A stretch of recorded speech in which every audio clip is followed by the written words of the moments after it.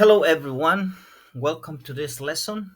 We're going to talk about English vowels and consonant sounds. So, we're going to explore the important types of vowels, the short vowels, the long vowels, and diphthongs. And at the end, we are going to analyze a little bit more about the consonant sounds. So, I hope this lesson helped you improve your pronunciation and communication in English. So let's get started. Pronunciation of English vowels. In English, we have 20 vowel sounds, and they are made with short vowels, long vowels, and diphthongs. As you can see, we have the upper part of the International Phonetic Alphabet and how the vowels are divided to understand the short vowel sounds, the long vowel sounds with the colon in the symbol. The colon in the symbol tells us that the vowel sound is long. And we have the double vowel sounds or diphthongs. So let's continue now analyzing the importance of pronouncing vowels correctly. It's very important to pronounce vowels correctly. Otherwise, we can change the meaning. If we pronounce correctly, we are going to have clear communication, we're going to avoid misunderstanding, and we're going to sound more natural. So we have to be careful when we hear the word ship, and sheep. Ship, the boat, ship, and sheep. Or when we listen cat or cat.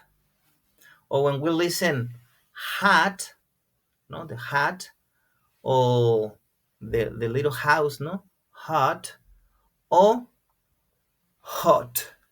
When is the during the summer we is hot, hot. And one of the tips I'm gonna give you is, for example, for the word hot, is the same vowel sound for dog. So you can say dog, and then you replace the consonants and you say hot, hot, almost rounded lips at the end. So now let's continue with the next one. To explain the vowel sounds, we need to consider the types of vowel sounds in English. We have 20 vowel sounds in English, and they are categorized into three main types: short vowels, long vowels, and diphthongs.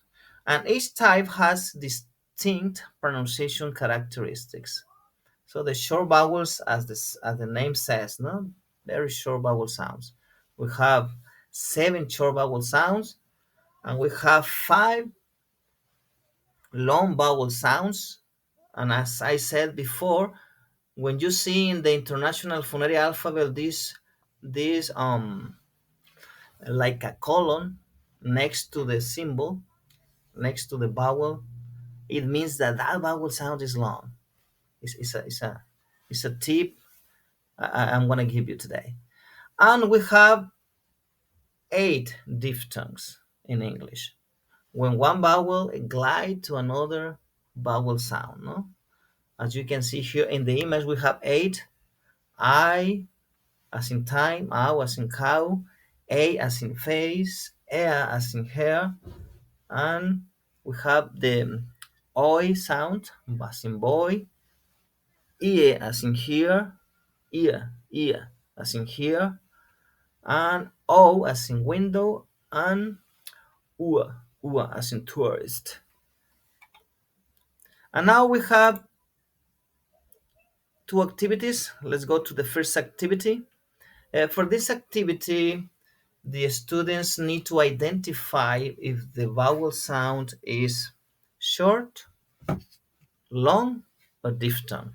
If you say cat, they need to identify that it's a short vowel sound. So they slap the word or point to the word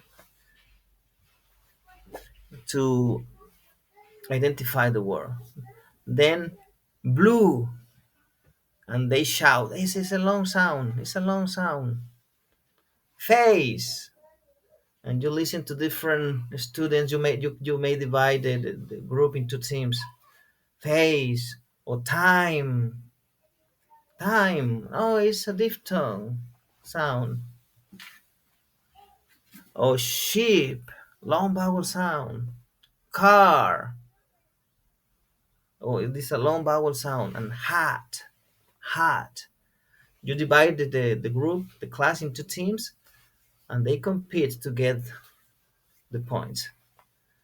And finally, the last activity to practice vowel sounds in English is practicing with minimal pairs. Minimal pairs game. You can say or show pairs of words that differ only by one vowel sound. The students listen carefully and they either slap or point to the correct word. So you can say sheep or sheep, and they need to slap the correct word. That's one of the activities. Or cat and cut. That's it for the vowel sounds. That's everything. So now let's examine the consonant sounds. Now that we have explored the vowel sounds, it's time to focus on consonant sounds. The pronunciation and characteristics of consonant sounds, because they are as important as vowel sounds, because they help shape words and make our speech clear. And some of them are voiced, as we can see in the next slides. Some of them are voiced, and some of them are unvoiced. As we can see here in the last part of the International Phonemic Alphabet, we have the last three rows. The row in the bottom are known as single consonant sounds. All of them are aspirated apart from the sound represented by the letter H, and the top two rows of consonants are known as uh, pair consonant sounds because they are produced in a very similar ways. In fact, our mouth, when we produce these consonants, is the same as the letter as the sound p and b represented by the letter p and b. If you can see, um, is the same movement. The difference is that represented by the letter P is aspirated. You can feel the puff of air in your hand, and the B, B represented by the letter B is voiced, and you can feel the vibration over here in your throat because the vocal cords vibrate. So let's see a little bit more about these consonant sounds. Consonant sounds in English. So as we said before, we have these consonant sounds, and these particular sounds are very special. Some English consonants, like the ones you can see here in this image, uh, don't do not exist in Spanish, as the as in thank and th, as in that. The sound is aspirated. No, you can feel the puff of air. It's almost imperceptible the sound, and the other one is you can hear it. It produces a vibration in the vocal cords, and that is the main difference between these pair of consonant sounds in English. And the same happens with the other pairs consonant pairs that we have here. The The sounds on the left are unvoiced. The sounds is produced by the air passing through the mouth, and the sounds on the right are produced in the vocal cords, okay, producing vibration. So now let's see difficult sounds for Spanish speakers.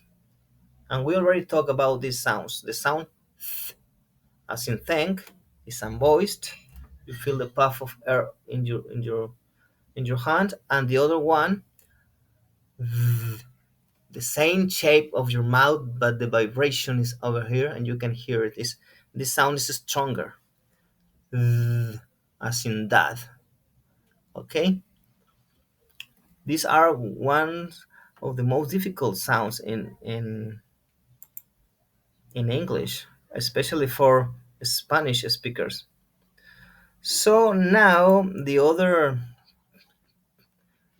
consonants difficult for Spanish speakers are these ones. The s, when you quiet the class, s, as in short, she, shower, shop, or fish. And the other one, very similar because it's the same movement, the same shape in your mouth, but they are unvoiced. Both of them are unvoiced, but the last one is a little bit stronger. The sound. Ch, ch.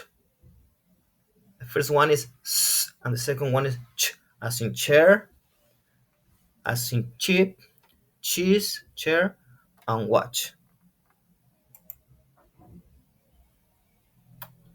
And the first activity to practice these sounds, minimal pairs, you want to have your students repeat these minimal pairs as a core.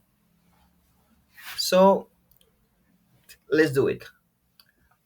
The mouth of the shape of your mouth is very important. Three, three, three, three, three. And then we have sheep, sheep, cheap, sheep, cheap, fan, van. Okay? For the students to identify these sounds. And at the end, we have the activity two, the fun tongue twister challenge. It's time for competition. Students love competition. You choose some volunteers. The volunteers will say a tongue twister as fast as they can without mistakes, and the class will vote for the best. Or maybe you, as a teacher, you will time each student to find the fastest one, and the winner will be the tongue twister champion. And we have two examples here. The first one is with the three thick thistles thrive in the thickest thicket. Three thick thistles thrive in the thickest thicket. And the second one, she sells seashells by the seashore. It's difficult and even for you. She sells seashells by the seashore.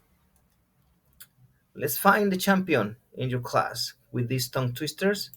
So I hope you can understand better consonant sounds and you can improve your pronunciation in English. Thank you so much for watching.